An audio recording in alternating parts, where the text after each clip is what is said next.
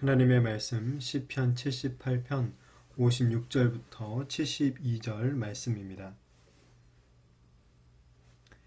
그러나 그들은 지존하신 하나님을 시험하고 반항하여 그의 명령을 지키지 아니하며 그들의 조상들같이 배반하고 거짓을 행하여 속이는 활같이 빗나가서 자기 상당들로 그의 노여움을 일으키며 그들의 조각한 우선들로 그를 진노하게 하였음에 하나님이 들으시고 분내어 이스라엘을 크게 미워하사 사람 가운데 세우신 장막 곧 실로의 성막을 떠나시고 그가 그의 능력을 포로에게 넘겨주시며 그의 영광을 대적의 손에 붙이시고 그가 그의 소유 때문에 분내사 그의 백성을 칼에 넘기셨으니 그들의 청년은 불에 살라지고 그들의 처녀들은 혼인 노래를 들을 수 없었으며 그들의 제사장들은 칼에 엎드려지고 그들의 과부들은 애곡도 하지 못하였도다. 그때 주께서 잠에서 깨어난 것처럼 포도주를 마시고 고함치는 용사처럼 일어나사 그들의 대적들을 쳐 물리쳐서 영원히 그들에게 욕되게 하셨도다. 또 요셉의 장막을 버리시며 에브라임 지파를 택하지 아니하시고 오직 유다 지파와 그가 사랑하시는 시온산을 택하시며 그의 송소를 산의 높음같이 영원히 두신 땅같이 지으셨도다. 또 그의 종 다윗을 택하시되 양의 우리에서 취하시며 젖 양을 지키는 중에서 그를 이끌어내사 그의 백성인 야곱 그의 소유인 이스라엘을 기르게 하셨더니 이에 그가 그들을 자기 마음의 완전함으로 기르고 그의 손의 능숙함으로 그들을 지도하였도다. 아멘. 조지 산티아나는 이 과거를 기억하지 못하는 사람은 그것을 반복할 운명에 처한다 라고 말을 합니다. 이스라엘은 조상들의 실패에서 교훈을 얻지 못하고 동일한 실패를 반복합니다. 오늘 시인은 하나님의 백성들이 동일한 죄를 반복하지 않도록 이 사사기에 또한 사무엘서의 그 역사, 이 사사기의 역사를 반추하고 있죠. 그러나 이스라엘의 죄로 인해 모든 것이 끝난 것 같은 그때에도 하나님은 놀라운 구원의 은혜를 또한 베풀어 주시는 것을 보게 됩니다. 하나님은 이스라엘 백성들에게 약속하셨던 가나안 땅을 주셨죠. 그리고 그 땅에서 하나님의 언약, 곧 이 율법을 지키며 살 것을 명령하셨습니다. 그러나 이 역사를 보면 여호수아가 죽고 난 후에 이스라엘에게 영적인 암흑기인 이 사사 시대가 찾아온 것을 볼 수 있습니다. 시인은 그때 이스라엘이 하나님을 시험하고 반항하고 또 하나님께 거짓을 행하고 이 산당과 우상들로 하나님의 노여움을 불러일으켰다라고 고발을 합니다. 하나님께서는 이스라엘에게 약속하신 모든 것들을 다 지키셨는데 이스라엘은 그런 하나님을 배신을 한 거죠.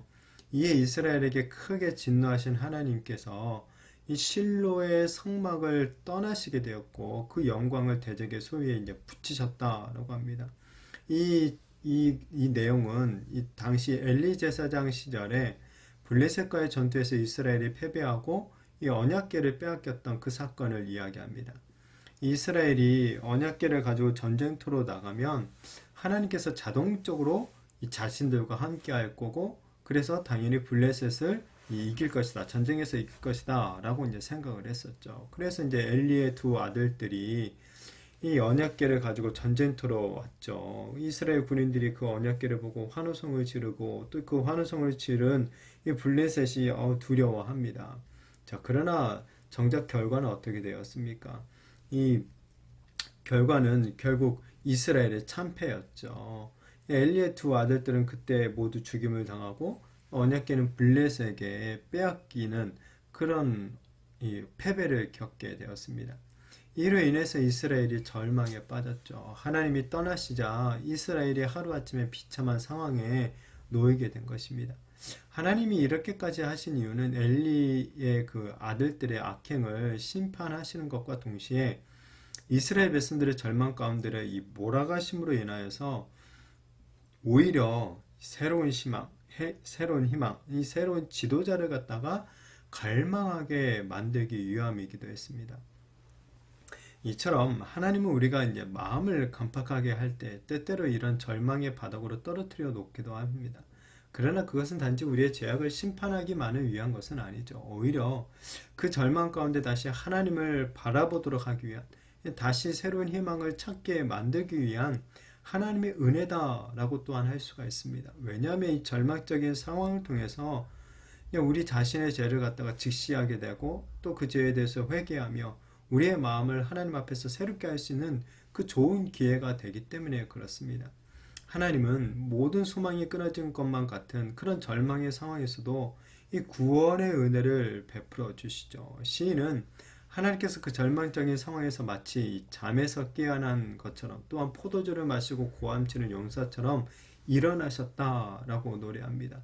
그리고 12지파 중에서 이 장자지파라고 할 수 있었던 에브라임을 버리고 오히려 유다를 선택하시고 또 시온산을 갖다가 이스라엘의 수도로 결정했다라고 합니다. 그리고 목동 출신이었던 다윗을 이스라엘의 새로운 왕으로 세우시고 목자가 양을 치듯이 이스라엘 백성들을 기르게 하셨다라고 노래하죠. 그리고 이제 우리가 이 역사서를 보면 이 다윗의 치하에서 이스라엘이 가장 이 정성기를 맞이했던 것을 우리가 보게 됩니다.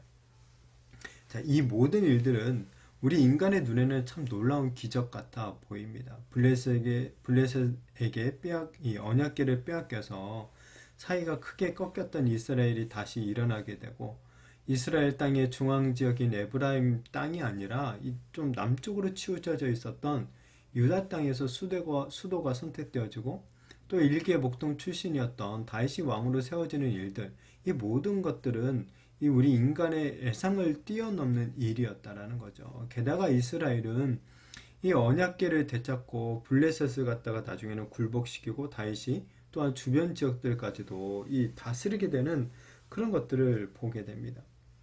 여기서 일단 우리는 하나님의 어떤 주권적인 선택을 볼 수가 있는 것 같습니다. 하나님께서 에브라임이 아니라 유다를 선택하신 것. 그것은 뭐 유다 지파가 뛰어나거나 그들이 뭐 훌륭해서 그런 게 아닙니다.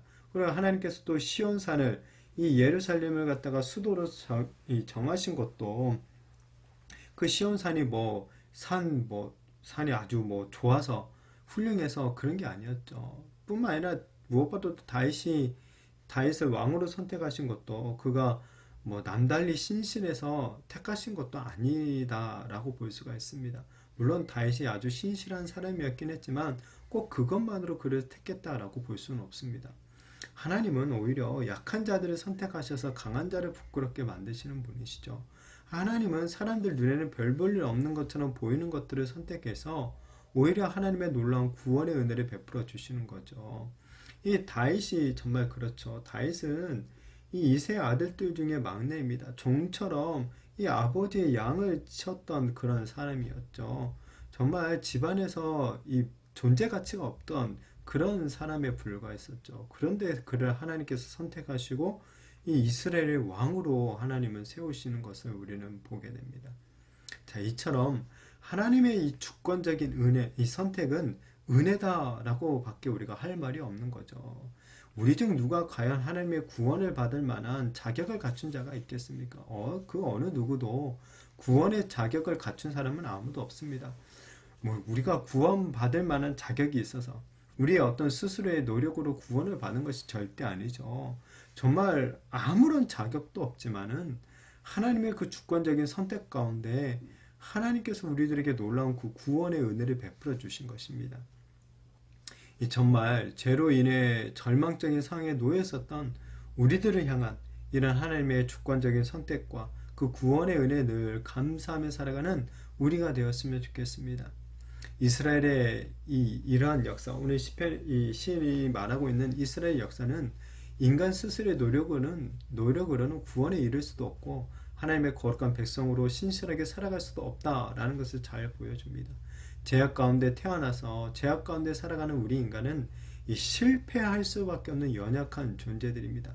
그런데 그럼에도 불구하고 하나님은 우리를 죄와 사망으로부터 구원해내시고 하나님 나라의 백성으로 끝까지 살아갈 수 있도록 은혜를 베풀어 주시죠.